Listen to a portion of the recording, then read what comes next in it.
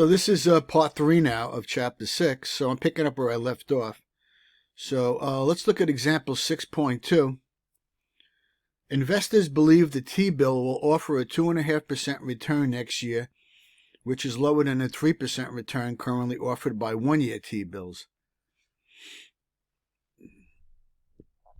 In other words, investors are indifferent between earning 3% for 2 consecutive years on the Treasury note, or earning 3.5% this year and 2.5% next year on the sequence of 2 one-year bills. So, as you can see by the calculation, if the rates are the same, they don't really care. So today's downward sloping yield curve implies that investors expect falling rates. So you can see that right here. And 2.5% next year. So in rates are going down. 3.5% this first year, and then 2.5% next year. So basically, there's a possibility of a recession.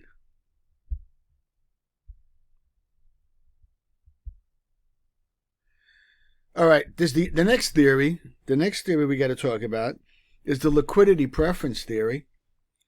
And basically, there's like 3 theories we have to know. And the liquidity preference theory basically suggests that long-term rates are generally higher. Sorry about that.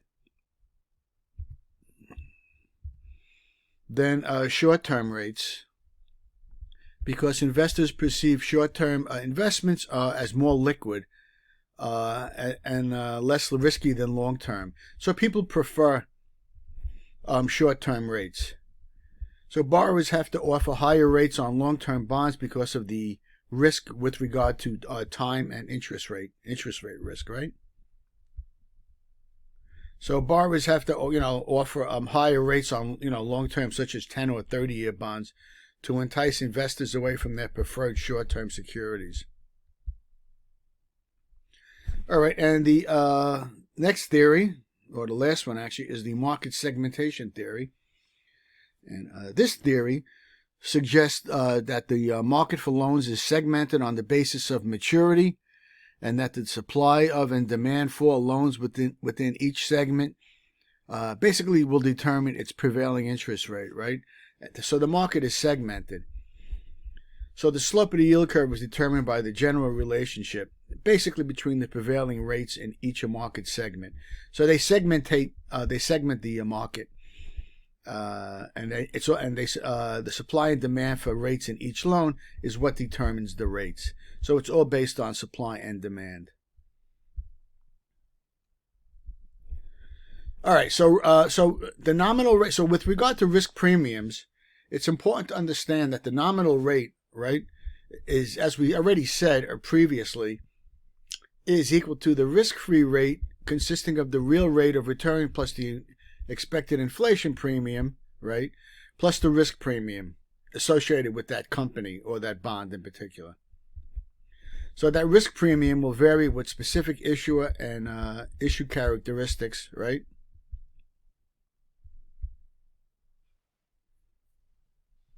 All right, so here's some interest rates on different classes of securities. So you'll notice here's the 5-year Treasury notes. And you'll notice the nominal rate. This is risk-free, right? This is risk-free. And basically here is corporate bonds, investment grade, and here's junk bonds. So you'll notice the risk premium is the difference between these two, right? Or between these two. But it's the high yield, you're going to get a larger premium, right? Because the chance of default is greater. So that's that. So it's an important table, and it's important to know this concept. So here's, as I just said, here's the risk premium being subtracted.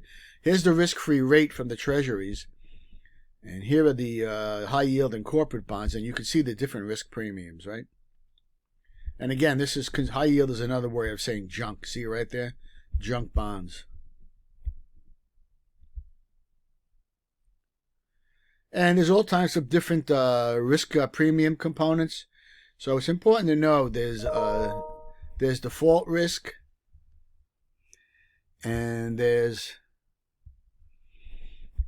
contractual provision risk, and there's a nice table in your book which goes through all these different risks, right? There's the chance that the company is going to default, right? It will not pay the interest or principal. And this is conditions that are often included in a debt agreement or a stock issue.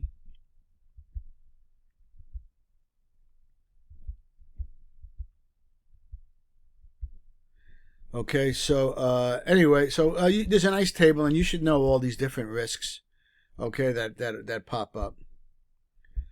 Okay, so there's different types of bonds, and let's go through a couple different types of bonds.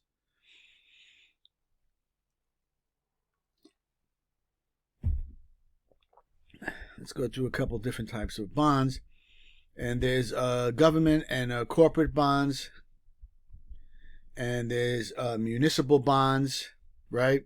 So municipal bonds are locality bonds by a local or state government, and you can get these.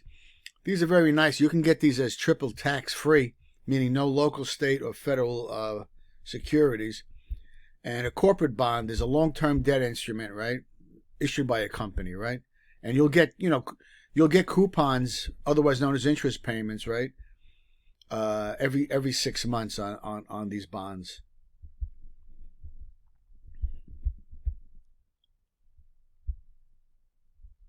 Okay, so bonds come with a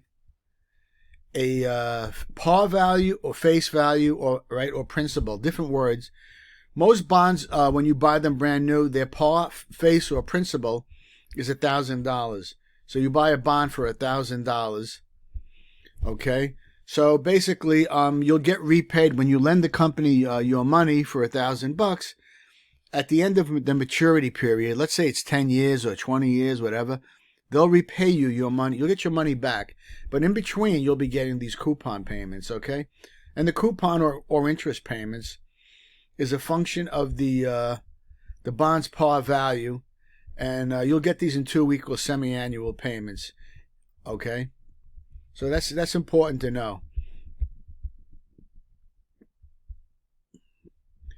All right, so there's some legal aspects of corporate bonds here. And basically, a bond is got a contract called an indenture, and that's the legal document that specifies both the rights of the bondholders and the duties of the issuing corporation. And basically, the inside this contract are the debt provisions, right? So these are provisions in a bond indenture specifying certain record keeping and business practices, right, that the bond issuer must follow. So basically, these are the rules, and then these are the restrictions in the indenture, right, that place operating and financial constraints. So some of these would be you can't issue any more debt, or you can't issue any more stock, or raise the dividend on the stock. So if you're going to buy bonds, you got to read these. You got to read these indentures, these contracts very carefully. Sometimes they'll tell you the bond is callable early if interest rates go down, because what they want to do is, issue cheaper debt, okay? And they'll call you a bond back. So, you gotta read all the items that are in the contract or the indenture. That's real important. Okay, so as different bonds are issued, they're in subordination. So in a bond indenture, the stipulation that subsequent creditors agree to wait until all claims of the senior debt are satisfied. So senior debt is bonds that are issued first, earlier, and any subsequent debt or creditors have to wait until the earlier, or senior people get paid first, okay? So that will be in the contract too.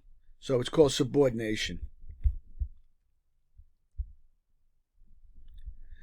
Okay, and then there's a sinking fund requirement, which is a restrictive provision that's in the contract. Basically, they'll tell you which bonds are going to be retired prior to their maturity. So that could happen too. So you got to check that out. Okay, you got to see if there's a sinking fund requirement. And basically, if you basically buy bonds it'll state whether or not they're collateralized, okay, in case the company defaults, and you'll have a claim on some of their collateral on their assets. And basically, so this secured bond will be backed by this collateral right up here, okay, and an unsecured bond is only going to be backed by the company's ability to repay the debt, and there will be no collateral, so this is non-collateralized, okay? Okay, I'll make part 4 soon.